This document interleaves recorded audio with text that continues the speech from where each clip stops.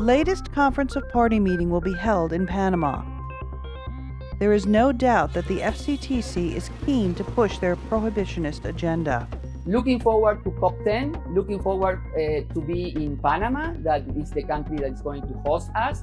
And really then we are going to have many decisions on technical matters that were deferred to the COP10. And I hope it will be also a wonderful one in this very nice country that is Panama.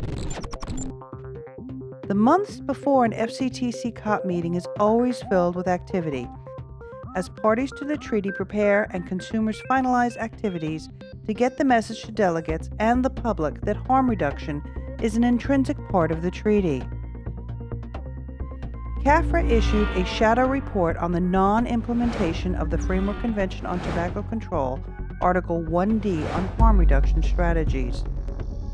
This was sent to all FCTC delegations in the Asia-Pacific region, as well as to regional UN offices. This was done to provide information to the delegations and officers that they most likely would not have received in preparation for the COP with regards to innovation and safer nicotine products to reduce harm from smoking globally. In mid-September, consumers were invited to present their viewpoints, struggles, and input at the GTNF meeting in Seoul, South Korea, in a panel entitled "The Consumer is King." Most of the independent industry in the Philippines are also consumers, are also advocates. So I guess one of the things that they could do, instead of just opening up a shop, selling products, they could also do some sort of advocacy on the side, because where else would a customer or a consumer go but there? Whilst GTNF is an industry event, the consumers were warmly welcomed, and many of those in attendance said they found the panel informative and enlightening as to the consumer experience. Consumer view is that the forcing of the issue is where the issue comes in. I said consumers want to be able to make an informed decision. That's what they want to be able to do. And it's when you start to have legislation that doesn't allow them to do that and it forces them to go down an avenue they're not particularly ready to do or not quite in the position to do so, that's when the issues arise. There's a well-known, in the world of behavioural science, a well-known behavioural heuristic called reactance bias. And Nancy, you alluded to this earlier on. And this is basically the instances where when consumers have policies forced upon them, not only do they not comply, but they actively rebel against it. They actually push back. In late September, 52 consumer advocacy organizations from across the globe signed a letter to the UN High Commissioner for Human Rights, Volker Turk, reminding him that the Constitution of the WHO and its Framework Convention on Tobacco Control are held to the right to health as part of the UN. The contribution of the WHO FCTC to the promotion and fulfillment of human rights will be discussed during the 10th session of the Conference of Parties in November. This creates an opportunity to unequivocally recognize harm reduction in relation to smoking as a legitimate and evidence-based strategy.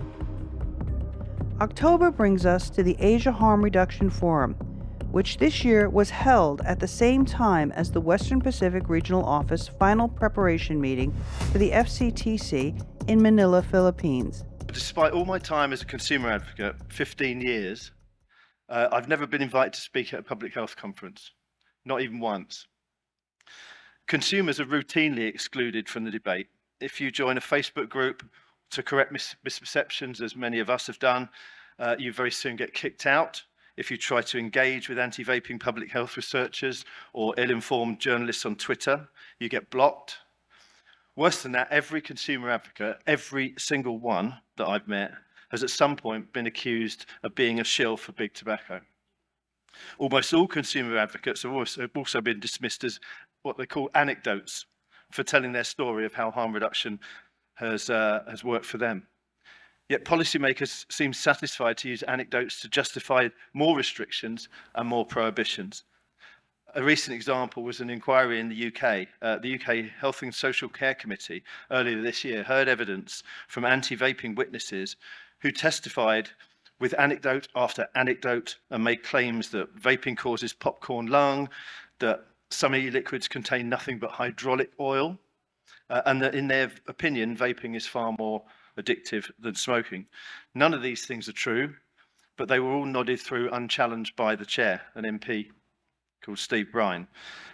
No consumer association was invited to give evidence. Yet when a trade association later in the day, a witness said it's vital for vaping products to be sold in the same place as cigarettes to remain visible for smokers, because he has met hundreds of vapers who bought a device on a whim, he was cut off mid-sentence and told, "We cannot deal in anecdotes." So the question here is, the choices that we make, are they going to give us a better quality of life? And that's what the whole concept of harm reduction comes into. So where's the issue? What's the problem? I mean, where's the issue? One of the biggest things that most of these advocates have who are anti-electronic cigarettes or anti-harm reduction is all the young people are going to be vaping it. This is not a problem with the data. The problem is with the policy.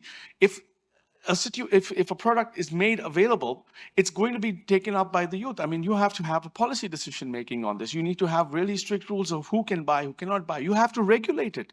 If you do not regulate a particular product, it's going to be made available to each and every person on the gray market. Panama will definitely set the tone for the next chapter of the VNP history. Now, what is drowned in all the noise, as aptly put by our colleagues earlier, are the voices of the people who will be most impacted, the smokers and the vapers. Smokers and vapers who benefit from their availability at present. I am still a vapor today. And if the essential qualities that make VNP's work for smokers are taken away, like for example, the flavors and the nicotine restrictions, I'm not sure if I can keep vaping, or I'll find myself, hopefully not, going back to smoking traditional cigarettes. This may very well be the case for the millions of vapers globally, who will be impacted by the decisions of a handful of bureaucrats in Panama who are not even brave enough to open their discussions to the public eye. Ladies and gentlemen, this is the moment we've all been waiting for, the signing of the Western Pacific Declaration. Well, it's not just a piece of paper, by the way. It's a symbol of our shared commitment to a safer future. At the Asia Harm Reduction Forum, attendees were asked to sign the Western Pacific Declaration, which requests that regional delegates demand complete transparency of the process and proceedings for COP meetings that is rooted in the principles of openness, accountability, and fairness. People not in attendance at the Asia Harm Reduction Forum may also sign the declaration at the link at the bottom of your screen. The declaration will be given to not only the lead of the Western Pacific Regional Office, but also to the delegations from that region before the meeting in November. This declaration, along with the letter to the United Nations, is for all of our voices to be heard. It is time for everyone to stand up and speak up. Until next time, stay safe and be well.